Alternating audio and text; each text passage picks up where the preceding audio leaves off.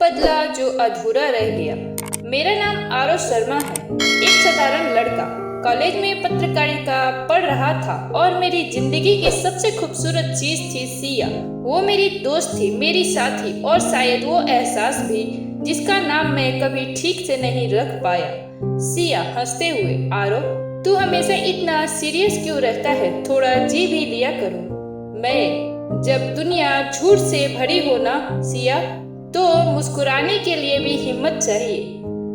सिया, तो फिर मैं तेरी हिम्मत बन जाऊंगी। मुझे नहीं पता था कि यही हिम्मत एक दिन मेरी सबसे बड़ी कमजोरी बन जाएगी। हम दोनों एक लोक न्यूज चैनल ज्वाइन किया था। हर दिन नए असाइनमेंट, नए एक्सपोज, नए सपने। सिया खूबसूरत थी, स्मार्ट थी और बेहद एम्बिशियस भी। एडिटर राजीव मल्होत्रा उसका फेवरेट बन गया। वो उसे हर बड़ी स्टोरी देता, हर मीटिंग में तारीफ करता। मुझे अच्छा लगता था, पर धीरे धीरे उसकी चमक बढ़ती गई और मेरी अंदर बेचैनी भी।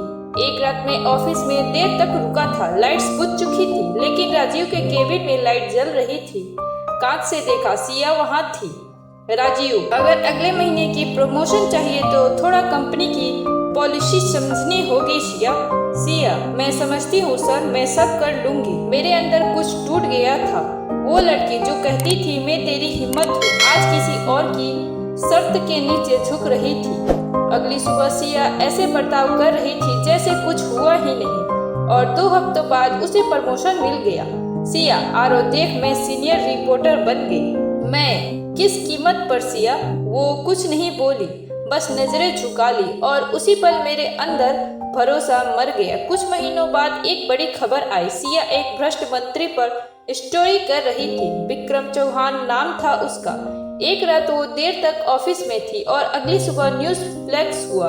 Breaking news, reporter Siya Mehtra की सड़क दुर्घटना में मौत। पुलिस ने कहा ये एक्सीडेंट था, लेकिन मेरे दिल ने कहा ये हत्या है। मैंने खुद जांच शुरू की। सिया के लैपटॉप में डिलीट फाइल थे, जिनमें मंत्री और राजीव की गुप्त मुलाकातें दर्ज थी। सिया ने सच उजागर करने की कोशिश की और उसी की कीमत अपनी जान देकर चुकाई। अब मेरे अंदर बस एक ही शब्द गूंज रहा था, बदला। मैं, राजीव, तूने सिया को छीना मुझसे, अब मैं तुझसे तेरी हर सांस छीन लूंगा।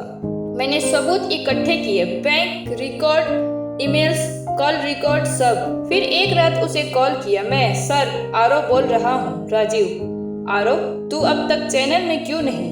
मैं, क्योंकि अब मैं चैनल नहीं, तेरे पापों का हिसाब रखता हूँ। राजीव, क्या बकवास कर रहा है तू?